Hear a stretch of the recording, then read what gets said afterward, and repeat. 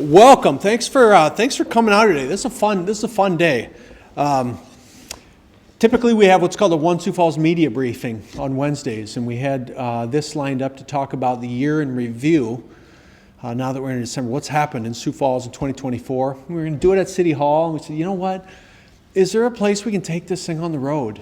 And this is no better venue than the Canopy here at the Steel District. And I'll mention this later in a couple remarks, but when I took office in 2018, I had announced I was going to run for mayor about 9 months earlier. And shortly after I announced that, one of the first people who reached out to me and wanted to meet with me, it's like, all right, he's a candidate, got to get my hooks in him and see what this guy's about, was Scott Risden. And I had known Scott a little bit, but Scott and I met at Minerva's, and he wanted to talk about this vision and what I thought, and would you be supportive of this work and tax increment financing and this stuff. And that was 2017, and so today, here we are, first day of the Canopy, and really kind of the culmination, kind of the flagship facility of the Steel District. Visions take time. Like, this work takes time, and big things take time. And that was my meeting with Scott in 2017. You know, Craig, you guys have been meeting with him for years and years prior to that. So the community just continues to dream and think big. And so there's really four themes that I think when I look back on 2024 that are important. And I want to talk about each. I want to talk about well-managed growth. I want to talk a little bit about how we're responding to some challenges and how we're doing that efficiently. I want to talk about casting a vision, and I want to talk about what's probably the most important that leads to things like this, and that's collaboration. And so, first off, well-managed growth. You know, we had a $773 million budget that we approved in 2025, and so large budget, not quite as big as our previous year budget, but a big budgetary win for us this year was the failure of IM-28, which had us all a little worried on what was going to happen if that had failed, and that failed. And so we also surpassed $1 billion in building permits. We just did that this past week, actually. And because our growth is well managed, people want to continue to invest in Sioux Falls. So we use the phrase a lot, how do we keep Sioux Falls investable?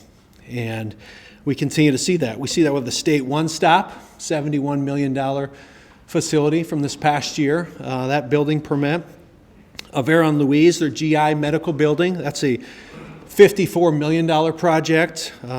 We also see that in the JDC, Minnehaha County is building. That's a $31 million permit. So we've had some big permits this year to get to that $1 billion mark.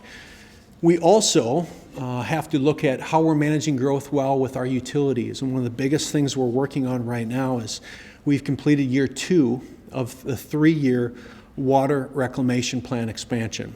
And I feel like I've been talking about this forever, Mark, but this is a massive initiative because as we have economic development discussions, housing discussions, the first thing developers want to ask, whether it's housing developers or site selectors, what's your wastewater capacity? What's your wastewater capacity? It's the first question. And so we're also looking at our water and what our water situation is going to be in the long term. We're building well 25 this past year, which we anticipate will be the largest water producing ground well for the city. We expect the first phase of that to be complete next year in 2025. We've improved more than 45 miles of road in Sioux Falls this past year in partnership with the DOT. A big part of that, first stretch of Veterans Parkway just opened a few weeks ago. If you haven't driven it, man, it's a smooth ride, man. That is from Western to Cliff. It's an incredible infrastructure investment that is just getting started as we complete the next sections. We opened 2 diverging diamond interchanges this past year. That may not mean a lot to Joe Public, but I will tell you the traffic flow, wait times has been reduced. Our accident counts have been greatly reduced where those diverging diamonds have been put in, and more to come on those as well in this next year as we continue to invest at 85th Street and I-29 with the diverging diamond there, and we'll hopefully break ground on that this spring or summer after we bid. We resurfaced more than 630 blocks of streets in people's roads and neighborhoods for smooth commutes. And we also improved our pavement index score this past year. This is a real nerdy thing, but it's something that we look at really, really closely to determine the quality of our biggest asset, which is our road network. And our pavement score increased this year to 73 out of 100. Now, put aside your educational hat and say, well, that sounds like a C minus. No. 73 out of 100 puts us on the higher end of the national average. The highest end of the national average is usually 65 to 75. So our road conditions continue to be very, very good in Sioux Falls. Thanks so much to our Public Works team for that. We also reimagined public transit this year, partnering with VIA, a company called VIA. That's now, for the first time in the history of the city, we have transit access available to 100% of the city. Is it perfect? No. Is it innovative? Is it new? Is it an entrepreneurial approach to a wicked challenge? It is. And we launched SAM Reimagine this fall. Our ridership's increased 10% since we launched the system just a few months ago. Housing continues to be an integral part of our conversation. Had several wins in housing this past year. Our housing team, we completed over 270 different housing-related projects that impacted almost 900 different people this year to help them get into housing, whether it's affordable housing, move-up housing, workforce housing. And we also, we dealt with the hard conversation of the 600 Plaza building. And that building ultimately came down, and it's going to be replaced with housing. Housing for people who are in lower income brackets, along with partnership with Southeastern Behavioral Health. And so we reimagined a block that for many, many, many years was a huge challenge in our community. And I love looking at the heat map of calls for service from several years ago, and now looking at it now, and it's cooled tremendously there. And so that's been a big win. So we're also responding to challenges efficiently. We had several 911 outages this year, and we just had a meeting with legislators this week to talk about that, talk about the state contract with our 911 backbone provider. We had flooding in June. Seems like a long time ago, but we had another large flooding event. Remember, we had 150 of our employees step up and help with that. I asked people not to shower or flush for a few days. You listened. That really helped us get our water rec plant back under control. And so the community continues to respond to those natural disasters. We hired a new health director in Joe Kipley, and then about 4 days after he started, the Lord sent the plague of mosquitoes on Sioux Falls. And you remember that. And Joe learned other duties as assigned, and that's you're the mosquito guy. And I know it's funny to laugh about, but within a week, our teams responded, and we went from plague-like mosquito infestation to you could go on walks again and be back in parks. And the response from our vector control team was incredible. We also dealt with some tough conversation around homelessness and how we'll continue to do that work. We hired the city's first homeless services coordinator, Michelle Treasure, this past year. And her work has been to be a quarterback and strengthen collaboration with all the partners that are doing this work. The family units for Bishop Dudley opened at the former Children's Inn. They're housing families there right now. I talked to them on Thanksgiving Day. They have one family there with 6 kids. But for that place, it would be in the back of Bishop Dudley right now. And that is not a good place for kids and families, and we know that.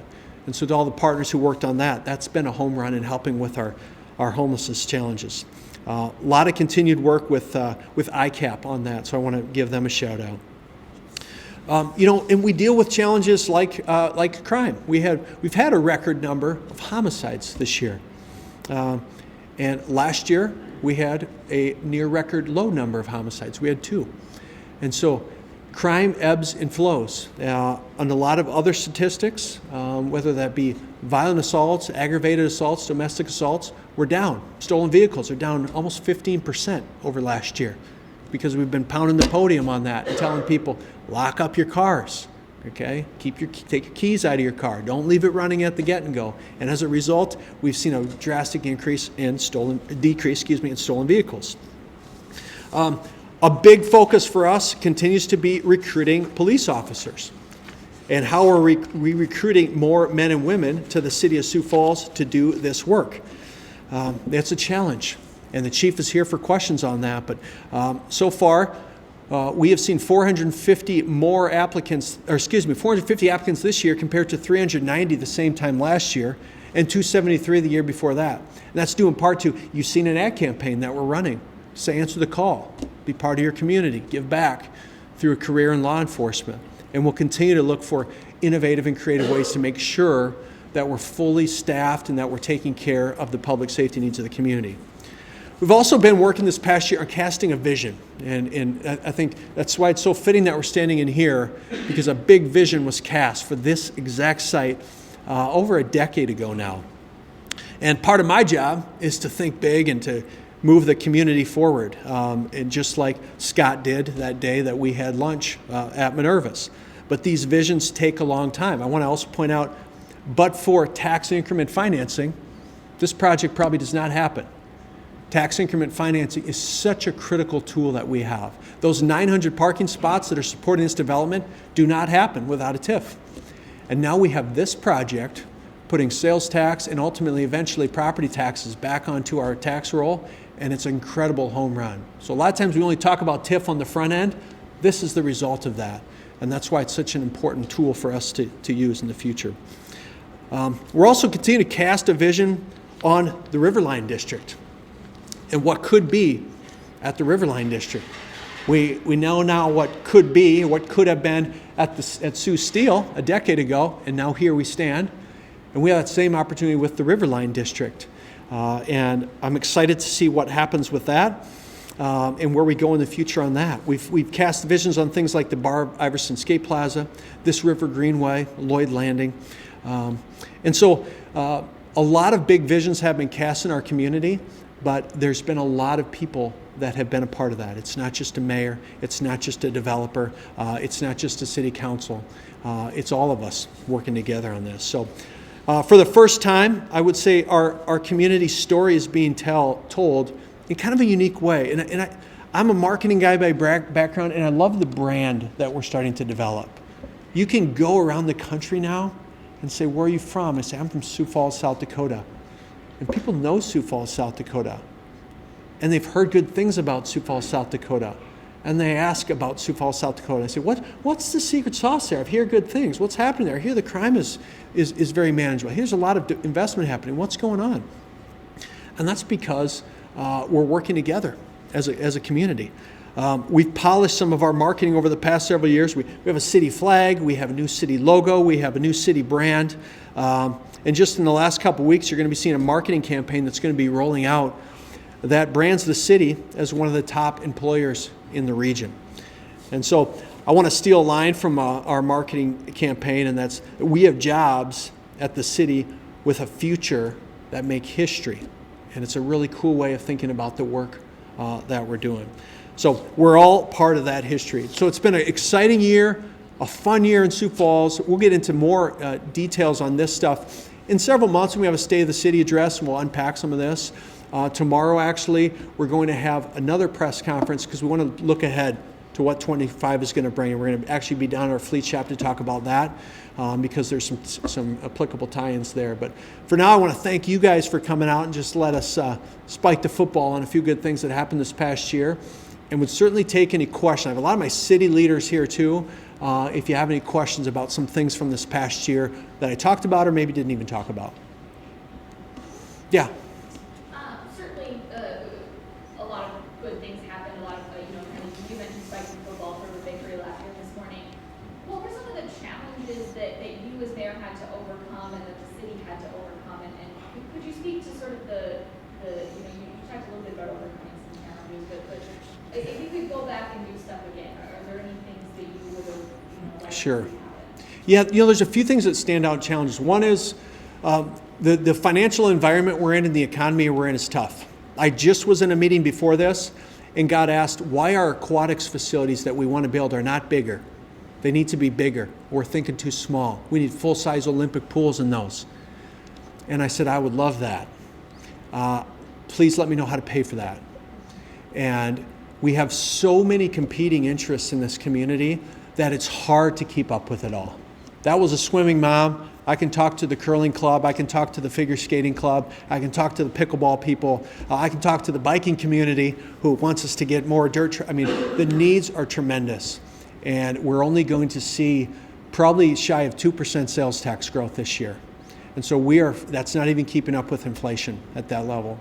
So we're being tasked to do more with less, which is really hard. And if you heard the governor's budget address, similar theme out in Pierre. So that's been a challenge. I mentioned homelessness in the social services corridor that's right behind us on 8th Street. Between this project and Sharop, and you've heard it a million times, we got $500 million of investments that, how do we make sure we coexist as good neighbors to one another, right? And I'm very focused on making sure that this development can be safe and successful while still making sure we're caring for some of our most vulnerable residents. So that's a tension, that we can continue to manage. And then I think the last thing is sometimes as a recovering entrepreneur, I'm a little bit of a risk taker. I like to think big. I want to go. And there's times when you just have to pump the brakes, and people are always wanting you to pump the brakes. And there's always people who are naysayers and say, we shouldn't do this. Why are we doing this? I don't like it. I want to form a task force to study it because I think it's a bad idea. And that's hard for me because I can see the vision. I think a lot of big thinkers can see the vision. And so bringing people along with you, I think, is another challenge that I think I'll just always struggle with, but I think is very important. I know tomorrow is the look ahead, but since the governor talked yesterday, what's one thing the city as a whole really needs from the legislature this year? Oh, that's a great question. The question was, what's one thing the city as a whole really needs from the legislature this year? I will say this is going to be more kind of a platitudinal statement. I need the legislature to stay out of culture war issues and focus on the core needs of delivering services to the city and the state, right? So I think there's going to be a lot of culture wars that we're going to see. And I get why those happen, but sometimes it forces us to take our eye off the core job we have of delivering services to our residents at the city level. So that would be my message and my hope, is that we stay focused on the tasks at hand. And we're in a divisive time right now. Politics is gross, and people are mad. And how do we just put some of that anger aside and say, okay, culture issues aside, what's the basic blocking and tackling we have to do to keep up with a city that's growing to 5,000-6,000 people a year? And keeping a couple books out of our library is not probably high on our priority list. That's what I was Yeah. books, library books. Anything culture, but they take a lot of time, and the ROI isn't there for the community. Any other questions? Can you elaborate more on the 911 contract discussion with the legislature? Can I maybe ask one of the chiefs? I'm not versed enough on Lumen and how the 911 backbone works with the state, so I don't know which one of you guys. You look good, but that is an important topic because we've had 3 outages this past year, and none of those are outages because one of our people hit the F10 key when he shouldn't have. I mean, it's literally circumstances out of our control. In one case, a single fiber cut in Kansas City took down our 911 service for several hours. So, Chief. Yeah. Absolutely. As the mayor said, the 911 provider is provided through the state. So the 911 Coordination Board is the one that ultimately enters into contract with. So as one of the largest deliverers of that service, we're working continuously with them to see not only what service do they provide, but how do we also do additional backup to make sure we have service. You know how long that existing contract runs through? I cannot answer that. But that's a legislative issue, more than anything we can do locally. Yeah. Okay. Any other questions? Well, I want to thank the Canopy. We kind of made them scramble because we said, hey, we could do this press conference at City Hall, but nothing says what a great year we've had than the opening of this incredible facility and this incredible property. And so thanks to the staff at the Canopy for scrambling to do this. And look forward to seeing some of you tomorrow as we talk about some of the opportunities and challenges ahead in 2025. So thank you.